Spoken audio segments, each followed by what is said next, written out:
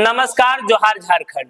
YouTube के इस channel में आप सबका स्वागत है और आपसे निवेदन है कि चैनल को सब्सक्राइब करें ताकि आने वाले जितने वीडियो आप तक पहुंचता रहेगा। बेरमो विधानसभा क्षेत्र की यह विधानसभा क्षेत्र गिरिडीह लोकसभा संसदीय सीट के अंतर्गत आता है, जहां की जातीय समीकरण की बात करेंगे तो देखिए, जब बेरमो विधानसभा क्षेत्र की बात आती है तो झारखंड की राजनीति में झारखंड में कांग्रेस के जो सबसे बड़े नेता हुआ करते थे स्वर्गीय राजेंद्र प्रसाद सिंह, इस विधानसभा क्षेत्र से वो लगातार चुनाव जीतते आए और उनकी पहचान और बेरमो की पहचान एक दूसरे के नाम से जाना जाता रहा है।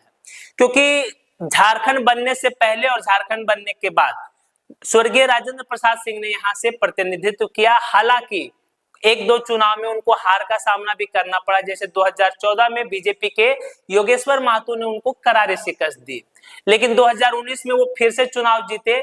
हालांकि उनका निधन हो जाने के कारण यहाँ से फिर से उपचुनाव हुआ और उपचुनाव में उनके बेटे कुमार जयमंगल सिंह उर्फ अनूप सिंह ने चुनाव में जीत हासिल की और वो फिलहाल यहाँ के विधायक हैं।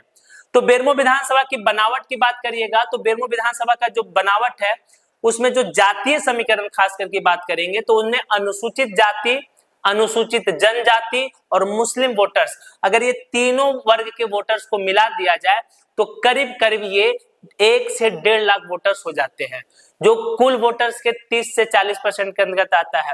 वहीं महतो समाज से आने वाले वोटर्स की बात करें तो उनकी संख्या 60,000 के आसपास है।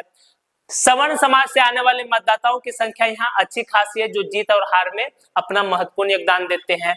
तो वैश्य समाज और सवर्ण समाज के मतदाताओं की संख्या अगर मिला दिया जाए तो वो लगभग 60-70 हजार उनकी जनसंख्या हो जाती है। अन्य पिछड़े वर्ग में अगर आप देखिएगा तो उनकी संख्या भी अच्छी खासी है, लगभग 20 से 25 हजार उनकी संख्या भी हो जाती है।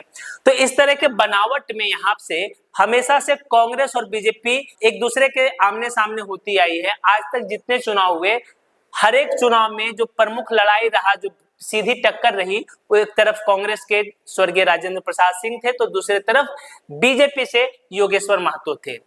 बड़े बदलाव में अगर देखा जाए तो बाबूलाल मरांडी, जो एक बड़े आदिवासी नेता झारखंड के पहले मुख्यमंत्री थे, उनका पार्टी का विलय बीजेपी में हो चुका और वो अपने घर वापसी कर चुके हैं और हो सकता है वो इस बार बीजेपी की तरफ से मुख्यमंत्री पद का चेहरा भी हो। हालांकि अभी ये तय नहीं हुआ। दूसरी तरफ जन आंदोलनकारी नेता जो खतियान और स्थानीय नीति के दम पर एक अपनी पार्टी बनाई है, टाइगर जयराम महतो, उन्होंने भी लोकसभा चुनाव में अपनी उपस्थिति धमाकेदार तरीके से झारखंड की राजनीति में दर्ज की है। अब आगामी विधानसभा क्षेत्र के लिए उनकी घोषणा है कि वो लगभग करीब सारे सीटों पर अपने प्रत्याशी उतारेंगे। खास करके बोकारो, धनबाद और गिरिडीह, ये जिलों के अंतर्गत आने वाले विधानसभा क्षेत्र में टाइगर जयराम महतो के समर्थकों की संख्या अच्छी खासी देखी गई है, उनका प्रभाव इस क्षेत्र में ज्यादा है। तो बेरमो में जो बदलते समीकरण है उसमें क्या होगा, तो देखिए बेरमो में क्या होने वाला है कि एक तरफ महागठबंधन है जो कि एकजुट होकर लड़ेगी और ये सीट हमेशा की तरफ फिर से कांग्रेस के खाते में जाएगी और यहाँ से उम्मीदवार होंगे कुमार जयमंगल सिंह। वहीं दूसरी तरफ एनडीए गठबंधन की बात करें तो ये एनडीए गठबंधन के तहत ये सीट बीजेपी यहाँ लड़ेगी। योगेश्वर महतो फिर से यहाँ चुनावी मैदान में होंगे। हालांकि उम्र का एक तकाजा भी है, उनको भी देखना पड़ेगा कि पार्टी क्या फैसला लेती है। लेकिन जो सबसे नई बात होगी वो टाइगर जयराम महतो की होगी। बोकारो की धरती से यहाँ से इस पार्टी का गठन हुआ है, तो इस प्रभाव को देखते हुए बेरमो विधानसभा क्षेत्र में टाइगर जयराम महतो की पार्टी का प्रदर्शन कैसा रहेगा, ये देखने वाली बात होगी। अगर बात करें 2019 में तो राजेंद्र प्रसाद सिंह को वोट मिला था 88,000, वहीं योगेश्वर महतो को 63,000, काशीनाथ सिंह को 16,000, आजसू से लड़े थे। उसी तरीके से आफ्ताब आलम भाकपा से लड़े थे 5,000। तो यहाँ पर जीत और हार का अंतर लगभग 25,000 का रहा। 2014 की बात करें तो योगेश्वर महतो ने यहाँ से जीत दर्ज की थी, उनको वोट मिला था 80,000। राजेंद्र प्रसाद सिंह को वोट मिला था 67,876, काशीनाथ सिंह को जेवीएम से लड़े थे 13,880 और हीरालाल मांझी झामुमो से लड़े थे, इनको वोट मिला था 11,000। 2009 के विधानसभा चुनाव परिणाम की तो यहाँ से स्वर्गीय राजेंद्र प्रसाद सिंह ने चुनाव जीता था, उनको वोट मिला था 47,000 और योगेश्वर महतो को वोट मिला था 41,000, आफ्ताब आलम को मिला था 20,000, काशीनाथ सिंह को मिला था 14,000 और दिगंबर महतो को मिला था 25। लगातार स्वर्गीय राजेंद्र प्रसाद सिंह और योगेश्वर महतो दोनों एक दूसरे को टक्कर देते नजर आए। आगामी विधानसभा चुनाव के मद्देनजर रखते हुए फिर से मुकाबला त्रिकोणीय होगा। एक तरफ होंगे महागठबंधन के उम्मीदवार कुमार जयमंगल सिंह, तो दूसरी तरफ योगेश्वर महतो या उनके जगह पे कौन आता है उसको देखना भी बाकी है, और तीसरी तरफ होंगे जयराम महतो की पार्टी जेबीकेएसएस के उम्मीदवार।